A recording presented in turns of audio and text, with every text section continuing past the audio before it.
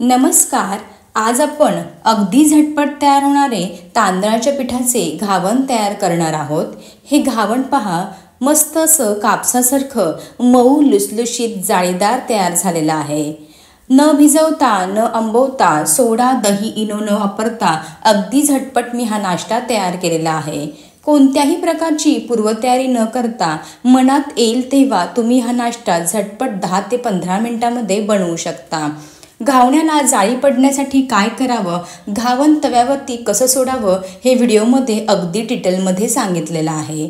वेळ न घालवता रेसिपीला सुरुवात करूयात. जर तुम्हाला माझ्या रेसिपीज आवडत असतील तर चॅनलला जरूर सबस्क्राईब करा आणि बेल आयकॉन देखील प्रेस करा. तांदळाच्या पिठापासून अगदी झटपट असे घावन तयार करण्यासाठी सर्वात आधी आपण पीठ भिजवून घेऊयात. त्यासाठी एका मिक्सिंग बाउलमध्ये 1 वाटी तांदळाचं पीठ काढून घ्यायचं आहे. आता हे तांदळाचं पीठ कसं तयार करायचं तर तांदूळ सर्वात आधी 1-2 पाण्याने स्वच्छ धुवून घ्यायचं आहे. तांदूळ भिजत वगैरे घालायची अजिबात आवश्यकता नाही. पंख्याखाली 4-5 तास चांगला सुकवून घ्यायचा आणि गिरणीतून जाऊन दळून आणायचा आहे. आता 1 वाटी तांदळाच्या पिठासाठी आपल्याला या ठिकाणी पाव वाटी बारीक रवा घ्यायचा आहे. जर तुमच्याकडे जाड रवा असेल तर मिक्सरला 1-2 वेळा फिरवून वापरू शकता. ही दोन्हीही मापं तुमच्या घरातील तुम्ही कोणत्याही एखाद्या वाटीने मोजून घेऊ शकता. 1 वाटी तांदळाच्या पिठासाठी पाव वाटी बारीक रवा घाला, हे अगदी परफेक्ट प्रमाण आहे. आता लगेचच चवीनुसार मीठ घालायचं आहे आणि हे घातलेले सर्व जिन्नस अगदी व्यवस्थित मिक्स करून घेऊयात, एकजीव करून घेऊयात. आता हे पीठ भिजवण्यासाठी मी ज्या वाटीने तांदळाचं पीठ आणि रवा मोजून घेतला, अगदी त्याच वाटीने सुरुवातीला 2 वाट्या पाणी घालून घेणार आहे. हे पहा, अशा प्रकारे एकाच वाटीने मोजून 2 वाट्या पाणी घातलेलं आहे. आता हे घातलेलं जे पाणी आहे ते अगदी व्यवस्थित मिक्स करून घ्यायचं आहे. तांदळाच्या पिठासोबत आणि रव्यासोबत काही गुठळ्या तयार झाल्या असतील तर त्या फोडून घ्यायच्या आहेत. चला तर अगदी व्यवस्थित 2 वाटी पाणी मिक्स करून घेऊयात, एकजीव करून घेऊयात. अशा प्रकारे 2 वाट्या पाणी घालून मिश्रण मी चांगलं एकजीव करून घेतलेलं आहे, मिक्स करून घेतलेलं आहे. तुम्ही पुन्हा एकदा मिश्रणाची थिकनेस कन्सिस्टन्सी पाहून घ्या. मला तरीसुद्धा हे मिश्रण थोडंसं घट्ट वाटत आहे, त्यामुळे मी आणखी अर्धी वाटी पाणी घालत आहे. आता हे घातलेलं अर्धी वाटी पाणीसुद्धा अगदी व्यवस्थित मिक्स करून घ्यायचं आहे, एकजीव करून घ्यायचं आहे. अशा प्रकारे मी सुरुवातीला 2 वाट्या पाणी आणि आत्ता अर्धी वाटी पाणी वापरलेलं आहे. टोटल मी या ठिकाणी हे पीठ भिजवण्यासाठी 2.5 वाट्या पाणी वापरलेलं आहे. तुम्हाला पाणी कमी किंवा जास्त लागू शकतं. जर तुमचं तांदळाचं पीठ थोडंसं जाडसर दळून आणलेलं असेल तर पाणी जास्तीचं लागू शकतं आणि बारीक दळून आणलेलं असेल तर थोडंसं पाणी कमी लागू शकतं.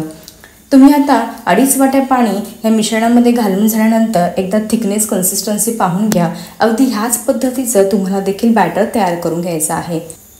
आपल्याला घावण्यांसाठी अगदी ह्याच पद्धतीचं पातळ बॅटर हवं आहे.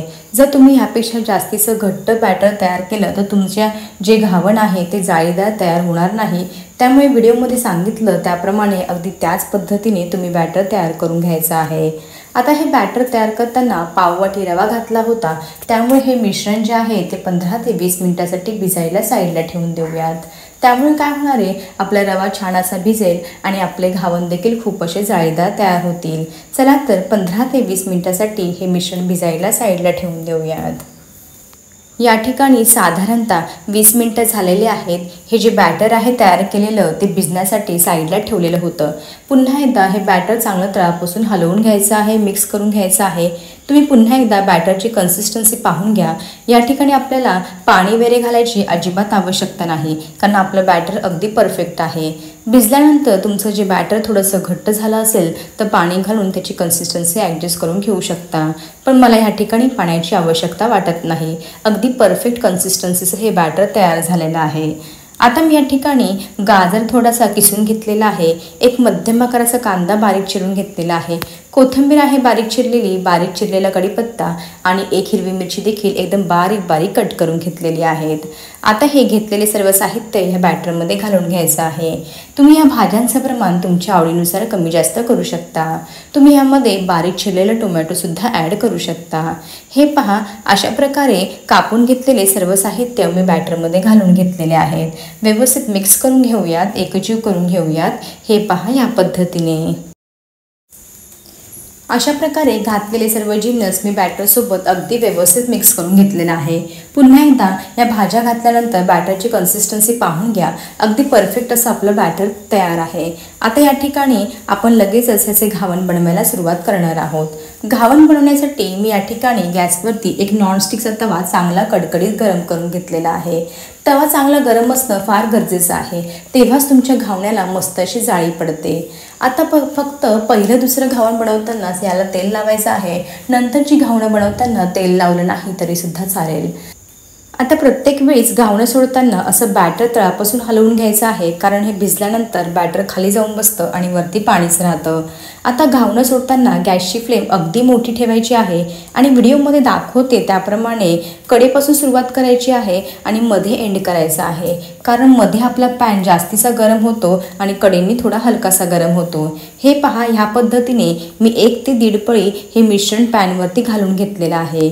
आता गॅस मोठा ठेवून हे घावण घालून घेतलं। आता घावण पूर्ण घालून झाल्यानंतर लगेच गॅसची फ्लेम आहे ती कमी करायची आहे आणि मस्त असं 1 मिनिट खालच्या बाजूने घावण भाजून घ्यायचं आहे। तुम्ही या ठिकाणी पाहू शकता घावण्याला हलकीशी जाळी पडायला देखील सुरुवात झालेली आहे। या ठिकाणी साधारणतः 1 ते 1.5 मिनिटं झालेलं आहे। अगदी कमी गॅसवरती मी हे घावण मस्त असं खालच्या बाजूने भाजून घेतलेलं आहे। तुम्ही या ठिकाणी पाहू शकता घावण्याला किती अशी छान जाळी पडलेली आहे। घावणं जे आहे ते वरच्या बाजूने पूर्णपणे कोरडं झालेलं आहे, याचा अर्थ खालच्या बाजूने अगदी परफेक्ट भाजून तयार आहे। आता असं घावण पूर्णपणे वरच्या बाजूने कोरडं झालं की कलथाच्या मदतीने घावण्याच्या कडा लूज करायच्या आहे। घावण चांगलं भाजलं ना तर कडा अतिशय व्यवस्थित फटाफट लूज होतात आणि घावण मस्त पलटलं जातं। हे पहा, घावण्याची बाजू मी बदली करून घेतलेली आहे। दुसऱ्या बाजूने देखील पहा मस्त अशी जाळी आलेली आहे, रंग देखील अगदी सुरेख आलेला आहे। आता पुन्हा अगदी कमी गॅसवरती एक 4 ते 5 सेकंद खालच्या बाजूने आपल्याला घावण भाजून घ्यायचं आहे। हे पहा, अशा प्रकारे मी दोन्ही बाजूनी मस्त असं खरपूस घावण भाजून घेतलेलं आहे। अगदी जाळीदार असं घावणं तयार झालेलं आहे, रंग देखील अगदी सुरेख आलेला आहे। आता हे भाजून घेतलेलं घावण एका प्लेटमध्ये काढून घेते। याच पद्धतीने तुम्हाला मी आणखी 1-2 घावणं तयार करून दाखवते। हा नाश्ता बनवायला फार सोपा आहे, अगदी झटपट तयार होतो, कोणतीही पूर्वतयारी करावी लागत नाही। जर तुमच्या घरामध्ये तांदळाचं पीठ आणि रवा असला की फटाफट एक 10 ते 15 मिनिटांमध्ये तुम्ही ही घावणं तयार करून खाऊ शकता। घावण तयार करताना एक 2-3 गोष्टी लक्षात घ्यायला पाहिजे, तेव्हाच त्याला मस्त अशी जाळी पडते। घावणं तव्यावरती घालताना गॅसची फ्लेम अगदी मोठी ठेवायची आहे, तेव्हाच तुमचं घावण्याला मस्त अशी जाळी पडते। घावणं एकदा का घालून झालं ना की गॅसची फ्लेम लगेच कमी करायची आहे आणि अगदी 1 ते 1.5 मिनिटं घाई न करता घावण खालच्या बाजूने खरपूस भाजून घ्यायचं आहे। वरची बाजू कोरडी होईपर्यंत घावणं भाजलं ना की अगदी छान असं निघतं। हे पहा, अशा पद्धतीने मी दुसरं घावण देखील भाजून घेतलेलं आहे, ते देखील अगदी सुंदर तयार झालेलं आहे। प्लेटमध्ये काढून घेऊयात। अशा प्रकारे मी काही पिठाची घावणं तयार करून घेतलेली आहे। अगदी मस्त अशी कापसासारखी मऊ लुसलुशीत आणि जाळीदार तयार झालेली आहेत। दिसायला ही जेवढी घावणं छान दिसतात तेवढी चवीला देखील खूप सुंदर लागतात। फटाफट तयार होतात, अजिबात वेळ लागत नाही। जरासुद्धा सोडा, इनो किंवा दही न वापरता मी ही घावणं तयार केलेली आहे, तरीसुद्धा खूप छान जाळी पडलेली आहे। तुम्ही ही गरमागरम घावणं एखाद्या लाल चटणीसोबत किंवा खोबऱ्याच्या चटणीसोबत खाऊ शकता। कशी वाटली तुम्हाला माझी आजची रेसिपी? आवडली असेल तर जरूर करून पहा। तोपर्यंत मस्त खा आणि हेल्दी रहा।